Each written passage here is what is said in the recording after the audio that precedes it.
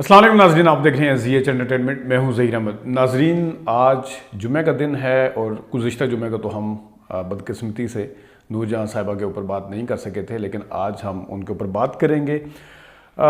شروع کرنے سے پہلے ایک دو گانے ہم کوشش کر لیا کریں گے، کیونکہ ان کے گانے اتنے زیادہ ہیں وہ کسی ایک ویڈیو میں اس کو ہم ایک ساتھ سے شاید ڈسکس نہ کر سکیں، یا ان گانوں سے جڑے ہوئے کچھ قصے بھی ہیں۔ تو ایک تو یہ تھا کہ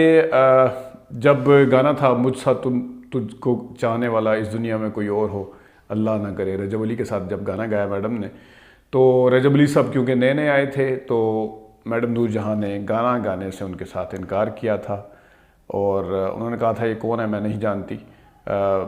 تو جس وقت انسسٹ کیا گیا کہ میڈم آپ گانا گائیں، تو میڈم نے شرط رکھی کہ میرا گانا الگ سے ریکارڈ ہوگا، ان کا گانا الگ سے ریکارڈ ہوگا۔ اگرچہ وہ گانا دو گانا ڈیوٹس جسے کہتے ہیں وہ تھا، ڈیوٹ تھا، لیکن جو اس کی ریکارڈنگ ہوئی وہ سیپریٹ ہوئی تھی، اور رجب علی صاحب نے الگ سے گایا، اور جس وقت اس گانے کو مکس کیا گیا، جوڑا گیا اور اس کو فلم کے پردے کے اوپر پیش کیا گیا، جب وہ گانا چلا اور لوگوں نے اس گانے کو بہت زیادہ سراہا، تو میڈم نور جہاں نے پھر باقاعدہ طور پہ رجب علی صاحب کو بلایا اور ان سے پھر ملاقات کی۔ ان سے جب ملی تو انہوں نے پھر خود ہی ڈاکخانے ملائے کہ تو اودا پتر ہے گا نا، تو اودا پتر ہیں تو اس طرح کر کے، اور میڈم نے بھی ظاہر ہے ان کی یہ تعریف تھی جو ان سے ملی، کیونکہ انہوں نے جب گانے کا رزلٹ دیکھا تو وہ بہت ہی زبردست تھا، تو میڈم پھر مجبور ہو گئی۔ اسی قسم کا ایک اور قصہ جو ہے وہ ندیم صاحب کا، وہ تو خیر سبھی کو پتہ ہے، مکھڑا فلم کا جب گانا تھا اس میں انہوں نے دوپٹہ چھڈ میرا نی کنڈ لائی دا، اس میں ندیم صاحب نے بھی کہا تھا کہ میرے میں ہمت نہیں ہے، یا انہیں ظاہر احترام تھا میڈم کا، تو انہوں نے کہا جی میں ان کے ساتھ کھڑا ہو کے نہیں گا سکتا ملکہ ترنم نور جہاں صاحبہ کے ساتھ، تو میری ہمت نہیں ہے۔ تو وہ گانا خیر اس میں نور جہاں کی طرف سے کوئی اس طرح کی شرط نہیں تھی کہ ندیم صاحب میرے ساتھ نہیں گائیں گے، لیکن بہرحال وہ گانا بھی سیپریٹ ریکارڈ ہوا۔ ندیم صاحب نے کہا تھا کہ میں الگ سے گاؤں گا، اور وہ بھی بعد میں مکس کیا گیا، اس کا رزلٹ اتنا اچھا آیا، جس کی ایک گواہی شاید یہ بھی ہے کہ اس گانے کو دوبارہ سے اب ری مکس کیا گیا ہے، یہ اس کی سکسیس کی نشانی ہے۔ اور مکھڑا فلم کیونکہ ندیم صاحب کی پہلی پنجابی فلم تھی، تو اس کو چار چاند ویسے بھی لگ گئے میڈم کے گانے کی وجہ سے، کچھ بابرہ شریف صاحبہ بھی تھیں، کچھ اس زمانے میں تھا، تو ندیم صاحب کا بڑا ٹائملی ڈیسیجن تھا۔ حالانکہ اس سے پہلے جس طرح ہم نے الطاف حسین صاحب سے ڈسکس بھی کیا تھا، تو انہوں نے بتایا تھا کہ مکھڑا فلم سے پہلے میں نے ان کو پنجابی فلم آفر کی تھی، وہ اپنا ریکارڈ برقرار رکھنا چاہتے تھے کہ جاوید شیخ صاحب کو بھی پہلی پنجابی فلم الطاف حسین صاحب نے کروائی، مصطفیٰ قریشی صاحب کو بھی، غلام محی الدین صاحب کو بھی، اظہار قاضی صاحب کو بھی، تو اسی طرح وہ انہوں نے کافی پہلے یعنی کہ ان کو آفر کی تھی۔ لیکن ندیم صاحب کا ماننا یہ تھا اور کہنا یہ تھا کہ جب بھی میں پنجابی فلم بناؤں گا تو اپنی فلم بناؤں گا، کیونکہ پروڈیوسر نے خود کی تھی مکھڑا، لیکن اس کے ڈائریکٹر اقبال کشمیری تھے۔ خیر بات ہو رہی تھی نور جہاں صاحبہ کی۔ میڈم نور جہاں ایک اور قصہ ہے، اور اس میں جب مہدی حسن صاحب بڑے گلوکار تھے، اور میڈم بھی جب کسی کو سراتی تھی تو خوب دل سے سراتی تھی، پھڈے شڈے بھی تھے، لڑائیاں بھی تھیں، سارا کچھ آتا ہے سامنے، لیکن جب وہ سراتی تھی وہ بھی اسی طرح خان صاحب کے ساتھ، مہدی حسن صاحب کے ساتھ وہ گانا جو گا رہی تھیں، تو باقاعدہ ریہرسل کے بعد فائنل ٹیک جب اس کی شروع ہوئی تو میڈم نور جہاں اور مہدی حسن خان صاحب نے گانا گایا۔ مہدی حسن خان صاحب نے جب سر کو اٹھایا زبردست طریقے سے، تو میڈم رہ نہ سکیں، اور میڈم کو آخر رو کے کہنا پڑا خان صاحب ہن جان کڑنی جے کے۔ تو وہ یہ تھا ایک سراہنے کا انداز میڈم کا۔ میڈم نور جہاں کے حوالے سے ویسے تو علی سفیان افاقی صاحب نے بھی ان کے انٹرویوز کیے، جس وقت نگر سلطانہ سے چنوے فلم کی شوٹنگ کے دوران، اس کے بعد کیونکہ چنوے کی سائیڈ ہیروئن نگر سلطانہ تھی، بعد میں حسن طارق کی بیوی بنی، لیکن چنوے کی شوٹنگ کے بعد جس وقت لوگوں نے کہنا شروع کیا کہ شاید شوکت حسین رضوی کے بہت قریب آ گئی ہیں نگر سلطانہ، تو میڈم سے یہ چیزیں برداشت نہیں ہوتی تھی۔ میڈم کی کوٹھی چونکہ شانوس اسٹوڈیو کے اندر تھی، جو ان کا اپنا اسٹوڈیو تھا، تو وہاں سے ایک دن پتہ چلا کہ اس وقت دونوں سیٹ پہ موجود ہیں کسی اور فلم کی شوٹنگ کے دوران، تو میڈم وہاں پہنچ گئیں، اور میڈم نے ان کو نہ صرف اچھا خاصے القابات سے نوازا، بلکہ ان کی باقاعدہ پٹائی بھی کر دی وہاں پہ، اور وہ سارے چھڑاتے رہ گئے، تو انہوں نے اچھا خاصا اس کو کیا. اور بعد میں لکھنے والوں نے لکھا کہ نگہت سلطانہ چونکہ ذرا میڈیوکر تھی، مڈل کلاس سے تھیں، اور ان لوگوں نے ان کو پمپ بھرا، یعنی کہ جیسا کہتے ہیں کہ بھڑکایا، جسے بات کا پتنگڑ بنانے کے لیے کہ آپ مقدمہ کریں، آپ یہ کریں اور آپ وہ کریں. حالانکہ وہ نہیں چاہتی تھی کہ شوکت حسین رضوی صاحب کا بہت بڑا نام تھا، نہ صرف وہ فلم کے ڈائریکٹر تھے بلکہ اسٹوڈیو کے مالک بھی تھے. اس کے باوجود بھی لوگوں نے بھڑکایا. پھر میڈم کے ساتھ ظاہر ہے میڈم کا ایک نام تھا، لیکن بہرحال انہوں نے مقدمہ تو کر دیا تھا، لیکن انہیں لینے کے دینے پڑ گئے تھے. ان کا اثر و رسوخ اتنا زیادہ نہیں تھا جتنا ان دونوں کا تھا. اور علی سفیان آفاقی صاحب کے بقول انہوں نے کہا کہ جس وقت میں نے آفاق رسالے کے لیے، غالباً اسی وجہ سے انہیں آفاقی بھی کہا جاتا ہے، جب وہ پہلے آفاق رسالے کے لیے، اس وقت تک وہ فلم کی خبروں سے وابستہ نہیں تھے، بلکہ وہ جو ہے عام خبریں دیتے تھے، سٹوریاں کرتے تھے دوسری. تو جس وقت ان کے قصے زبان زد عام ہوئے میڈم کے شوکت حسین رضوی صاحب کی لڑائی کے ساتھ بھی، اور پھر یہ نگہت سلطانہ والا، تو اس وقت انہوں نے اپنے ایڈیٹر کو جا کے کہا کہ میں نگہت سلطانہ کا انٹرویو کرنا چاہتا ہوں. تو بقول علی سفیان آفاقی صاحب کے یہ وہ ٹائم تھا جب ان کی فلم انڈسٹری کے لوگوں کے ساتھ الیک سلیک بڑھنا شروع ہو گئی تھی. تو خیر وہ انٹرویو آیا، اور انٹرویو آنے کے بعد ملکہ ترنم نور جہاں نے اس چیز کو بڑا سخت مائنڈ کیا کہ نگہت سلطانہ کا انٹرویو شائع ہوا ہے. تو انہوں نے باقاعدہ طور پر علی سفیان آفاقی صاحب سے ملنے کا کہا، اور وہ جب ملنے کے لیے گئے تو انہوں نے اچھی خاصا شکوے شکایتیں کی، ان کی خدمت بھی کی. یہ خدمت اور یہ شکایتیں جو ہیں یہ ہم اگلی قسط کے لیے رکھیں گے. آج ہم زیادہ تذکرہ کرنا چاہ رہے ہیں. ویسے چونکہ نگہت سلطانہ کا ذکر آیا ہے تو ایک دفعہ اخبار میں ہم نے اپنے نوسٹیلجیا میں کسی جگہ بتایا بھی تھا کہ حسن طارق صاحب جو کہ نگہت سلطانہ جن کی بیوی بنی، وہ جس وقت بیوی تھیں تو اس وقت کہا یہ جاتا ہے کہ میڈم نور جہاں نے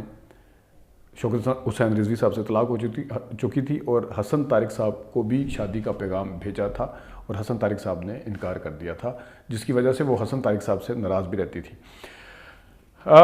سعادت حسن منٹو کی ہم نے پچھلے بھی بات کی تھی، لیکن سعادت حسن منٹو کی کتاب کی ہم نے تفصیل سے بات نہیں کی تھی. سرور جاں ان کی کتاب کا نام تھا، نور جاں سرور جاں، سرور جہاں نہیں بلکہ سرور جاں نام ہے، کیونکہ میں نے باقاعدہ یہ انٹرنیٹ کے اوپر جا کے کتاب کو مطالعہ کیا ہے. کتاب کے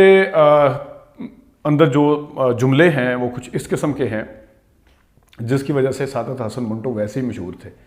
کہ وہ ایسے جملے لکھتے تھے اور ایسے جملے بولتے تھے کہ آپ ایک دفعہ ظاہر منٹو صاحب کے اوپر پھر فتوے شتوے بھی لگ گئے مولویوں کی طرف سے. تو وہ جملے انہوں نے نور جہاں صاحبہ کے حوالے سے بھی کچھ ایسے لکھے ہیں. لیکن بہرحال بقول سعادت حسن منٹو صاحب کے، وہ یہ کہتے ہیں کہ نور جہاں کو بیبی نور جہاں سارے کہتے تھے، لیکن مجھے وہ بیبی نور جہاں کبھی بھی نہیں لگی تھیں. ان کے اندر باقاعدہ طور پہ ایک ہر لحاظ سے عورت کا جو ایک ہونا چاہیے نقشہ وہ تھا، پورا ہوتا تھا. بیبی نور جہاں وہ کبھی نہیں تھی.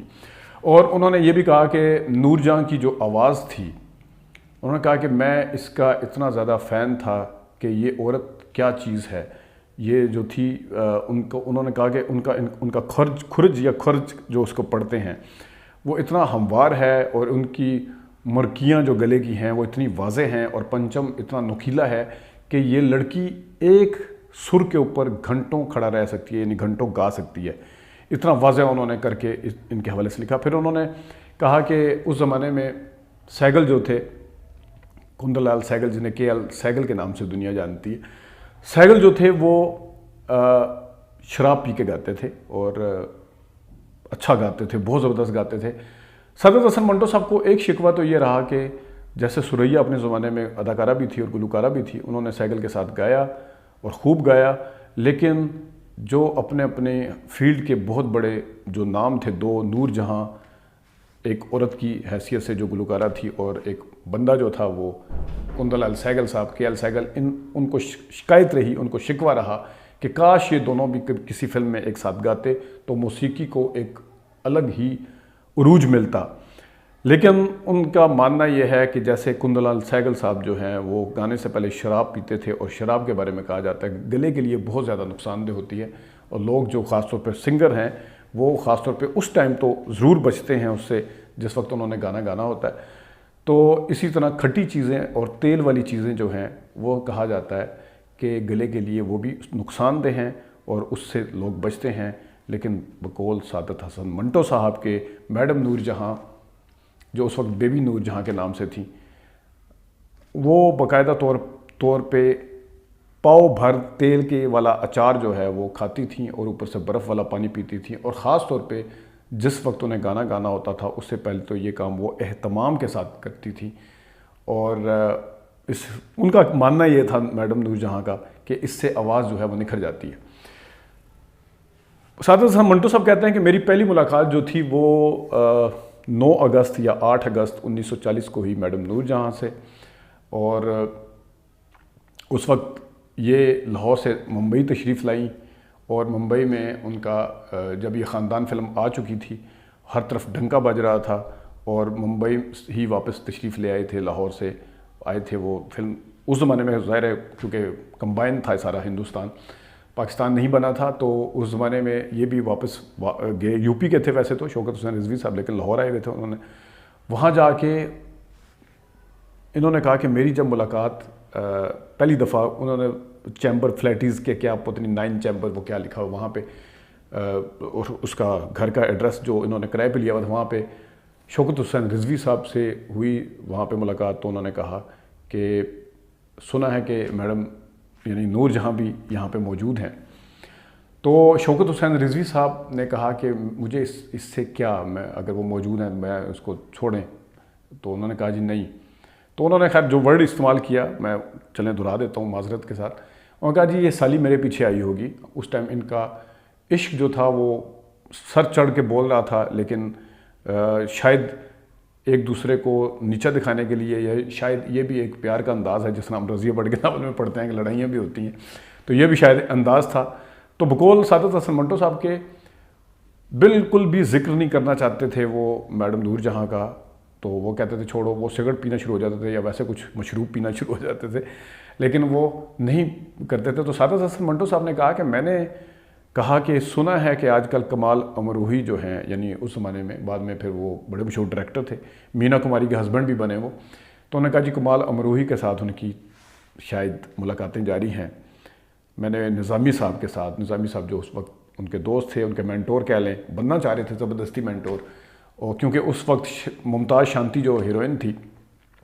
وہ بھرپور طریقے سے پورے طریقے سے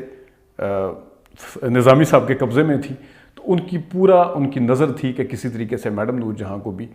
نظامی صاحب چاہتے تھے کہ اپنے قبضے میں رکھا جائے، کیونکہ انہوں نے اس کا مستقبل بھی روشن دیکھ لیا تھا، اور وہ یہ کہتے تھے کہ بقول سعادت حسن منٹو صاحب کے کہ کیا رکھا ہے صرف گانے میں، یا صرف اداکارہ کو صرف فلمیں نہیں کرنی ہوتی، صرف گانے نہیں گانے ہوتے بلکہ اور کام بھی کرنے ہوتے ہیں، اور اس میں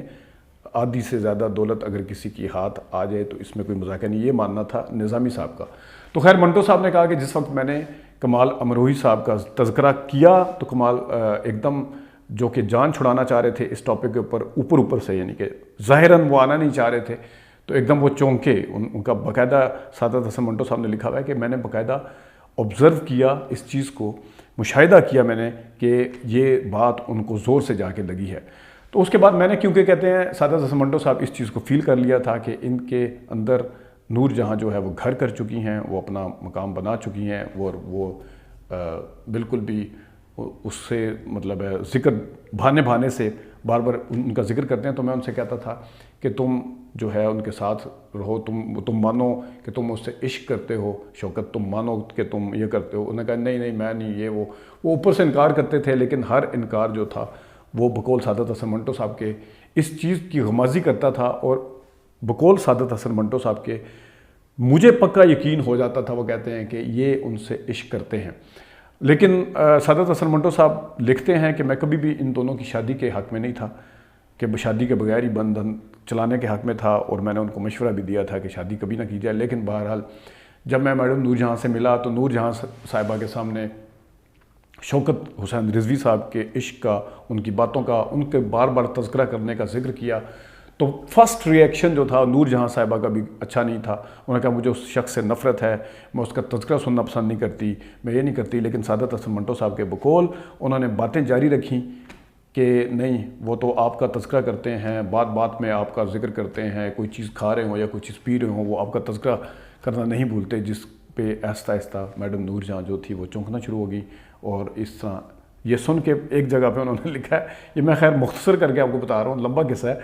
انہوں نے لکھا ہے کہ باقاعدہ طور پہ ان کو رونا بھی آ جاتا میڈم نور جہاں کو جب یہ سارا کچھ سنتی، اور اس طریقے سے سعادت حسن منٹو صاحب نے بیچ میں ایک کردار ادا کیا۔ ان دنوں میں ایک فلم جو تھی اس کے سن رائز پروڈکشن کی ایک فلم تھی جس کے دیاس صاحب کوئی پروڈیوسر تھے، اور سن رائز میں نور جہاں بھی سائن کر چکی تھی اور شوکت حسین رضوی صاحب کو ایز اے ڈائریکٹر لیا جا چکا تھا۔ نہ شوکت حسین رضوی صاحب کو پتہ تھا کہ اس فلم کی ہیروئن نور جہاں ہیں، اور نہ نور جہاں کو پتہ تھا کہ اس فلم کے ڈائریکٹر جو ہیں وہ شوکت حسین رضوی ہیں۔ لیکن بہرحال یہ چیزیں جب ساری نظامی صاحب کو پتہ چلی کہ ان دونوں کا دوبارہ سے ایکا ہو سکتا ہے، ملاقات ہو سکتی ہے، اور دوبارہ سے جو عشق ہے وہ جاگ سکتا ہے، تو انہیں خطرہ محسوس ہوا کہ یہ تو سونے کی چڑیا جس کو میں سمجھ رہا ہوں وہ میرے ہاتھ سے نکل جائے گی، تو یہ تو میں بالکل فارغ ہو جاؤں گا۔ تو انہوں نے اس میں ایک چال چلنے کی کوشش کی، لیکن سیٹھ دیاس صاحب جو تھے وہ جس وقت ملنے آئے، بقول سعادت حسن منٹو صاحب کے جو نظامی صاحب تھے وہ پنجابی تھے، لیکن جو سیٹھ دیاس صاحب تھے وہ گجراتی تھے، تو بقول انہوں نے جو لفظ لکھا ہے کہ انہوں نے کہا گجراتی چلاکی کے آگے اور دھونس کے آگے جو پنجابی چلاکی تھی وہ بالکل نہیں چلی، اور اس طریقے سے انہوں نے ان کو رام کر کے بتایا کہ ایسا کچھ نہیں ہوگا۔ تو پھر وہاں پہ انہوں نے وچن دیا کہ اب آندھی ہوگی، طوفان ہوگا، جو مرضی ہوگا، بیبی نور جہاں تمہاری شوٹنگ پہ لازمی آیا کرے گی۔ اس طریقے سے وہ شوٹنگ کے سلسلے بھی شروع ہوئے، لیکن سعادت حسن منٹو صاحب نے کہا کہ جہاں پہ ان کا گھر تھا نظامی صاحب کا، اور جہاں پہ شوکت حسین رضوی صاحب رہتے تھے، اس سے 500 گز کے یا آدھا کلومیٹر کے فاصلے پہ ہی نور جہاں صاحبہ نے رہنا شروع کر دیا تھا۔ اور اس طرح میں یہ سوچتا تھا کہ ابھی کیونکہ اس فلم کے دونوں کے سین کہیں پہ آمنے سامنے شروع نہیں ہوئے تھے، فلم کی شوٹنگ اگرچہ شروع ہو چکی تھی، تو ان کی ملاقات کا ہونا بھی ایک بہت بڑی خبر تھا، دوبارہ سے اندرونی طور پہ ایک خبر تھا۔ تو جس وقت سعادت حسن منٹو صاحب نے بتایا شوکت حسین رضوی صاحب کو کہ یہاں تھوڑے سے فاصلے پر ہی اگر آپ سیر کرنے بھی جائیں تو میڈم نور جہاں وہاں رہتی ہیں، تو ان کو جب پتہ چلا، اور اسی طرح نور جہاں صاحبہ کو بھی اس طرح بتایا گیا، تو بات آئی گئی ہوگی۔ تو جس گھر میں یہ رہتے تھے، سعادت حسن منٹو صاحب نے بتایا کہ میں ایک دن آیا تو مجھے پتہ چلا کہ یہاں پہ جو دوست ساتھ فلیٹ میں رہتا تھا وہ جا چکا ہے اپنے کام سے، تو میں نے ناک کی تو شوکت حسین رضوی صاحب نے دروازہ کھولا تو پتہ چلا کہ میڈم نور جہاں وہاں پہ موجود تھیں۔ اور اس سے ایک یا 2 دن بعد یا 3-4 دن بعد جب بھی پھر سعادت حسن منٹو صاحب نے ان کو نکاح کرنے سے منع کیا، لیکن بقول سعادت حسن منٹو صاحب کے میں جب دوبارہ آیا تو مجھے شوکت حسین رضوی صاحب نے نہیں بتایا تھا کہ میں ان سے نکاح کر چکا ہوں، اس ایک دوست نے بتایا کہ ان کا نکاح ہو چکا ہے۔ تو سعادت حسن منٹو صاحب نے کہا کہ مجھے بہت برا بھی لگا کہ میں اتنا کلوز فرینڈ اور اتنا مطلب ان کے بالکل قریب تھا، تو مجھے کیوں نہیں بتایا گیا۔ لیکن بہرحال وہ انہوں نے کہا کہ میں نے اس چیز کا تذکرہ کبھی سعادت حسن منٹو سے شوکت حسین رضوی صاحب سے نہیں کیا تھا۔ بعد میں پھر یہ شادی ہوئی، نکاح ہوا، اس کے بعد شوکت حسین رضوی صاحب کے اوپر میڈم نور جہاں کے بھائی کی طرف سے بھی کچھ معاملات بگڑے، اور دوسری طرف سے بھی معاملات بگڑنا شروع ہوئے۔ بہرحال یہ رشتہ جو تھا یہ طے ہو چکا تھا۔ اور سعادت حسن منٹو صاحب لکھتے ہیں کہ ایک دن میری بیوی نے کہا کہ نور جہاں صاحبہ کو بلائیں، میری کچھ سہیلیاں جو ہیں ان سے ملنا چاہ رہی ہیں، ان کا ڈنکا بجتا تھا۔ تو سعادت حسن منٹو صاحب کہتے ہیں کہ اکثر جو ہیروئن یا گلوکارہ ہوتی ہیں وہ اپنے نخرے اور ناز میں رہتی ہیں، تو اس دن انہیں بھی فیل ہوا کہ نور جہاں جب آئیں تو انہوں نے کہا، سعادت حسن منٹو کی بیوی نے ان سے کہا کہ ان سے کہیں کہ گانا گا دیں، انہوں نے کہا جی 1-2 گانے ہو جائیں۔ تو میڈم نور جہاں نے حسب معمول کہا کہ میرا گلا خراب ہے، حالانکہ ان کا کوئی گلا خراب نہیں تھا۔ لیکن سعادت حسن منٹو صاحب لکھتے ہیں کہ مجھے برا بھی لگا، بہرحال آخرکار جس وقت بہت زیادہ اصرار ہوا ہر طرف سے تو انہیں گانے گانے پڑے۔ اور سعادت حسن منٹو صاحب کا ماننا یہ تھا کہ وہ ٹھمری گاتی تھی، خیال گاتی تھی، وہ جکڑ لیتی تھی، اور کیا اتنا پکا گلا آج تک انہوں نے لکھا ہے کہ انہوں نے کہیں نہیں دیکھا تھا۔ ناظرین، یہ کچھ سعادت حسن منٹو صاحب کی باتیں ہیں، ابھی یہ وقتاً فوقتاً جاری بھی رہیں گی۔ اس میں کچھ باتیں میں نے ارادتاً سینسر کی ہیں، اور جو قصے آپ کی دلچسپی کا باعث ہیں وہ بتائے ہیں، اور آگے بھی اس کو جاری رکھیں گے۔ 2 ابھی صحافی اور بھی ہیں، ان کا بھی بتائیں گے، اور ایک میں نے مشورہ صرف آپ سے یہ بھی کرنا ہے، خاص طور پہ جو میرے مزاج کو بھی سمجھتے ہیں، کہ مجھے شوکت حسین رضوی صاحب نے جو انٹرویو دیا تھا کتاب کی صورت میں، اس انٹرویو کو یہاں پہ آپ کے گوش گزار کرنا چاہیے یا نہیں کرنا چاہیے، کیونکہ مجھے خود اس کے اندر تھوڑا سا محسوس ہوتا ہے کہ شاید کچھ باتیں زیادہ لکھ دی گئی ہیں۔ لیکن بہرحال میں تو نہیں کہہ رہا، باتیں تو انہوں نے کی ہیں، لیکن مشورہ بہرحال ضرور چاہیے آپ کا۔ ناظرین، ابھی دو صحافیوں کے جو بالکل ڈائریکٹ تعلقات تھے، ڈائریکٹ جن کا ایک تعلق تھا، قریبی تعلق تھا، وہ کیا لکھتے ہیں میڈم کے بارے میں، پھر میڈم کے فن کے حوالے سے بھی جس طرح کے قصے ہم نے آپ کو گانوں کے سنائے ہیں یہ بھی جاری رکھیں گے ناظرین، لیکن آج تک کے لیے اتنا ہی، اجازت دیجیے، اللہ حافظ۔